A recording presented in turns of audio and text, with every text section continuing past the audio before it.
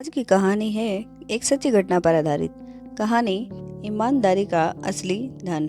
राजस्थान के एक छोटे से गांव में, जहां चारों तरफ रेत के टीले, ऊंटों की चाल और सादगी भरी जिंदगी थी, वहीं रहता था एक सीधा साधा आदमी, मणिराम। मणिराम बहुत अमीर नहीं था, लेकिन दिल का बहुत अमीर था। उसका परिवार छोटा था, पत्नी और 2 बच्चे। रोज मेहनत करता, जो मिलता उसी में खुश रहता। एक दिन मणिराम की पत्नी ने कहा, घर में गेहूं खत्म हो गया है, कुछ लेकर आओ। मणिराम अपने पुराने थैले को उठाकर गांव के ही व्यापारी घासीराम के पास पहुंचा। घासीराम गांव का बड़ा अनाज व्यापारी था। लोग उस पर भरोसा करते थे। मणिराम बोला, भाई घासीराम, कुछ अच्छा गेहूं दे दो, बच्चों के लिए चाहिए। घासीराम ने मुस्कुराकर कहा, ले जाओ मणिराम, यह बहुत बढ़िया गेहूं है, तुम्हारे लिए खास रखा है। मणिराम गेहूं लेकर घर आ गया। उसकी पत्नी ने गेहूं को साफ करके रख दिया। दिन बीतते गए, परिवार आराम से वही गेहूं खाता रहा। कुछ दिनों बाद एक सुबह जब मणिराम की पत्नी गेहूं के डिब्बे को साफ कर रही थी, तो उसे अंदर से कुछ सख्त चीज टकराई। उसने ध्यान से देखा, एक छोटा डब्बा था जो गेहूं के बीच में छुपा हुआ था। उसने तुरंत मणिराम को बुलाया, सुनो जी, ये देखो, ये क्या है। मणिराम ने डिब्बा खोला और जैसे ही ढक्कन खुला, दोनों की आंखें चौड़ी रह गई। उस डब्बे में थे सोने के गहने, हार, चूड़ियाँ, झुमके, सब कुछ था। उनकी कीमत लगभग 10 से 15 लाख रुपए थी। कुछ देर के लिए दोनों चुप हो गए। इतना धन उन्होंने अपनी जिंदगी में कभी नहीं देखा था। पत्नी बोली, ये तो बहुत कीमती लग रहे हैं और शायद गलती से गेहूं में आ गए होंगे। तब मणिराम गहरी सोच में पड़ गया। उसके मन में एक पल के लिए भी विचार आया कि अगर मैं इन्हें रख लूं तो बच्चों का भविष्य सुधर जाएगा, घर बन जाएगा, सारी परेशानियां खत्म हो जाएंगी।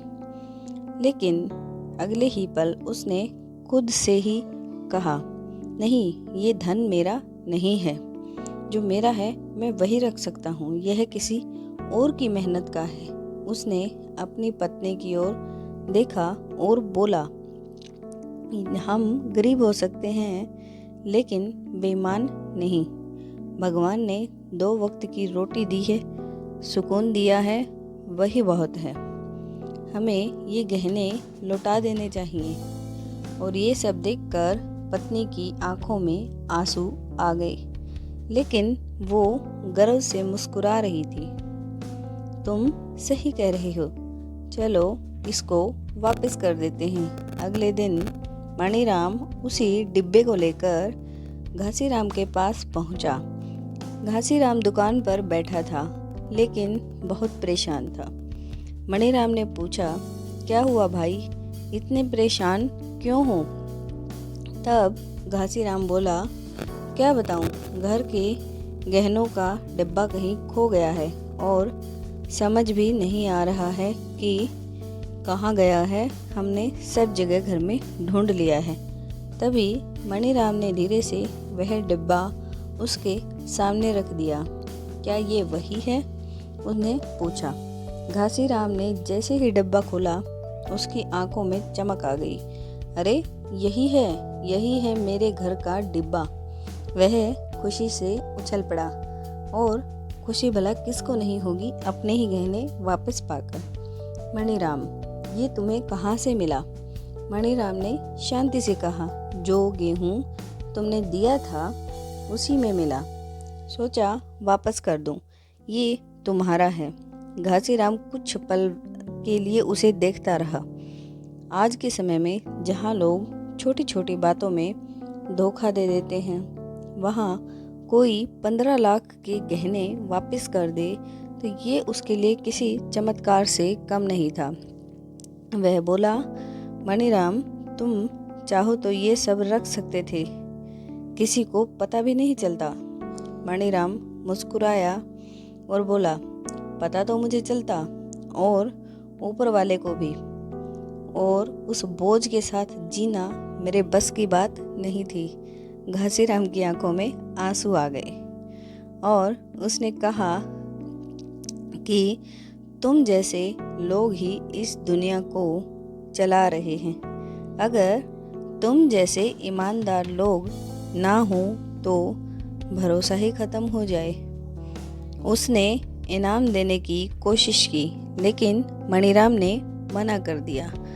मैंने कोई बड़ा काम नहीं किया, बस अपना फर्ज निभाया है। गांव में यह बात फैल गई। हर कोई मणिराम की ईमानदारी की चर्चा करने लगा। लोग कहते थे, आज के ज़माने में भी ऐसे लोग हैं। ये देखकर दिल खुश हो गया। बच्चों को उसकी कहानी सुनाई जाने लगी ताकि वो सीखें कि असली दौलत पैसे में नहीं है, बल्कि ईमानदारी में होती है। कहानी का संदेश।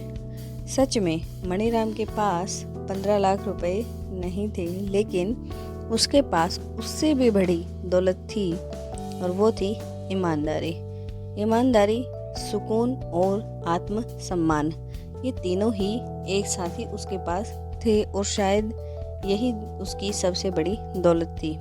ऐसे ही लोगों की वजह से आज भी दुनिया चल रही है। आपको ये कहानी पसंद आई हो तो लाइक, शेयर एंड सब्सक्राइब ज़रूर करें। Bye bye.